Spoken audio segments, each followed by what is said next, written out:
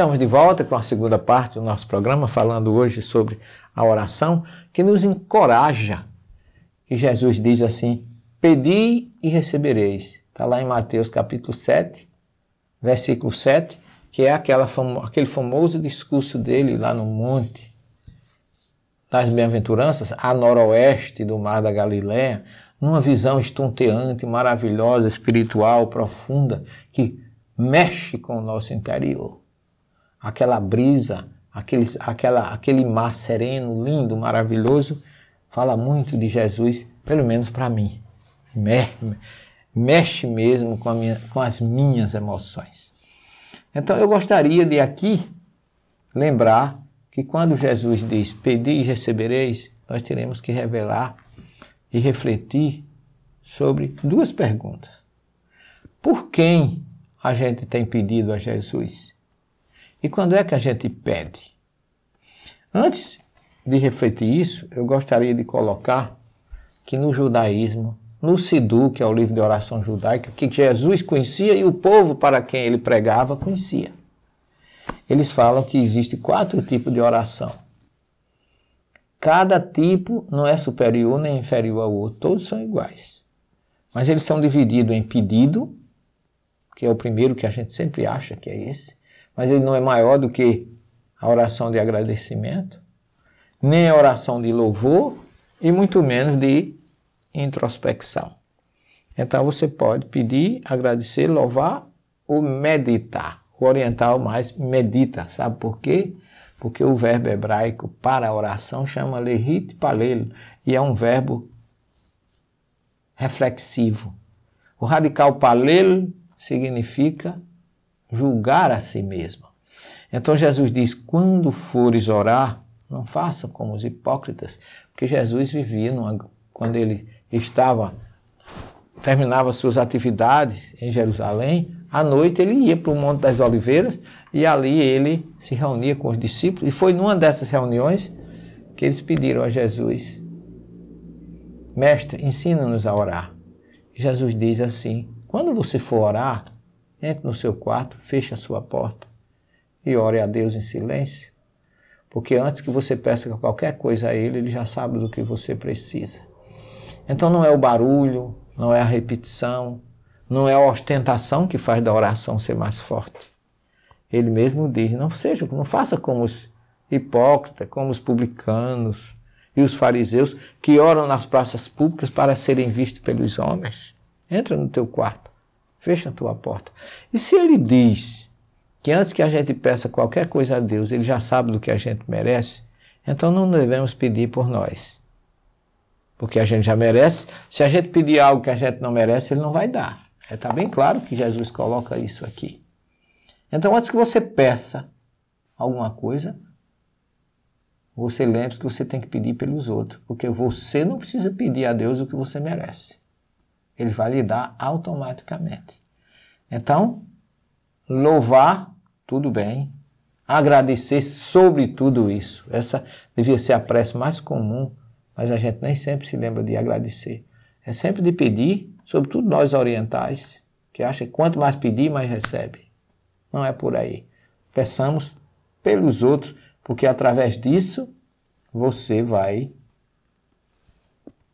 conseguir, porque, segundo Kardec diz assim, a prece é uma invocação mediante a qual o homem entra pelo pensamento em comunicação com o ser a quem se dirige, no caso, Deus. Pode ter por objetivo um pedido, um agradecimento ou uma glorificação. Você vê que tem muito a ver com o que diz o Siddur, o livro de oração judaica. E Kardec pergunta na questão 658 ao Espírito da Verdade, a prece é agradável a Deus? E ele diz assim, a prece é sempre agradável a Deus quando ditada pelo coração, porque a intenção é tudo para Ele. A prece do coração é preferível àquela que a gente pode ler, por mais bela que seja. Se você lê mais com os lábios do que com o pensamento, não significa nada. A prece é agradável a Deus quando é proferida com fé, com fervor e sinceridade. Não pense você que Deus seja tocado pelo homem vão, orgulhoso e egoísta. A menos que a sua prece represente um ato de sincero arrependimento e de verdadeira humildade. Então observem que não é tão fácil pedir e receber. É preciso que quem peça saiba como pedir, por que pedir e o que vem no seu íntimo. Qual o caráter geral da prece? É um ato de adoração. Fazer prece a Deus é pensar nele, aproximar-se dele, pôr-se em comunicação com ele. Pela prece, nós podemos fazer 3 coisas: louvar, pedir e agradecer. Questão 659. E aí, ele diz assim: a prece torna o homem melhor? Sim. Porque aquele que faz prece com fervor e confiança se torna mais forte contra as tentações do mal. E Deus lhe envia bons espíritos para o assistir. É um socorro jamais recusado quando pedimos com sinceridade. E imagine se você pede pelo outro. Mais ainda você será assistido. Então, meus queridos, eu queria reforçar essa questão na questão 661 do Livro dos Espíritos, quando Kardec diz assim: pode-se orar utilmente pelos outros. Presta atenção. A gente pode orar com utilidade, ou é útil, é importante orar pelos outros? A resposta do Espírito: o Espírito daquele que ora está agindo pela vontade de fazer o bem. Pela prece, atrai a ele os bons espíritos que se associam ao bem que ele deseja fazer. Então, toda vez que você estiver reunido orando por alguém, você não está só. Você está com Deus. Você está sintonizando com o bem. A prece que Jesus ensina no Monte das Oliveiras, o Pai Nosso, observe como ela é uma oração que torna você humilde diante de Deus. E todos os pedidos do Pai Nosso são coletivos, são pelos outros. É tanto que Jesus não começa dizendo, ele diz: quando orar, orai assim. Pai Nosso, ele não diz meu Pai. Ele ora a Deus dizendo Pai naquela hora de entregá-lo, em oração íntima dele com Jesus. Mas a oração coletiva de amor e de fraternidade é muito importante. Pai Nosso dos céus, santo é o teu nome, venha o teu reino. Olha que coisa interessante. Não é venha a mim, é venha indistintamente. Tua vontade se fará na terra, como também nos céus.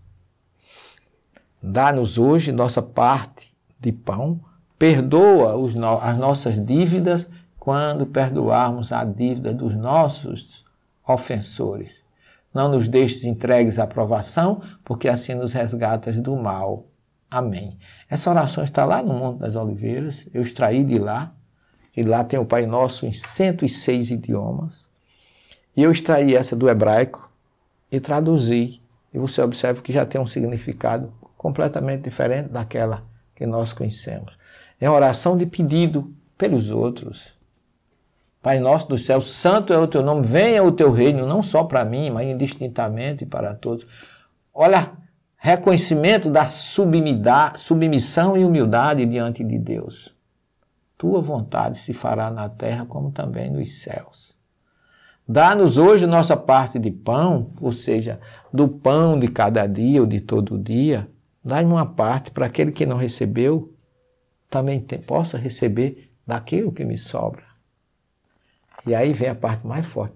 Perdoa as nossas dívidas. Jesus considera qualquer mal, qualquer prejuízo causado ao outro, uma dívida adquirida. Isso tem muito a ver com a doutrina espírita. É um débito que você adquire. Perdoa as nossas dívidas, cachê no original, quando tivermos perdoado a dívida daquele que nos ofendeu. Então, para que eu possa ser perdoado, há uma condicional de que eu já tenha perdoado antecipadamente.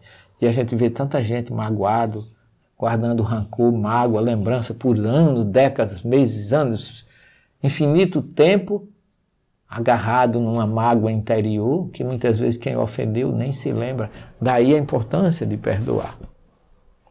Mas nós gostamos de ser perdoados, mas nem sempre admitimos perdoar. E aí nisto reside todo o segredo do homem. Quem perdoa alguém tira um problema da sua mente, do seu coração. Reflitamos sobre a oração de Francisco de Assis, onde ele não pede por ele, mas ele pede a Deus que ele seja um instrumento de paz. Onde houver ódio, que leve amor. Onde houver ofensa, que leve perdão. Onde houver discórdia, que leve a união. Onde houver dúvidas, que leve a fé. Veja que ele não está pedindo nada para ele, mas está pedindo para que ele possa ser útil para Deus.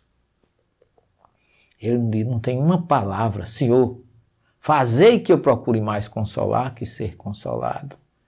É doação, é fraternidade, é desprendimento.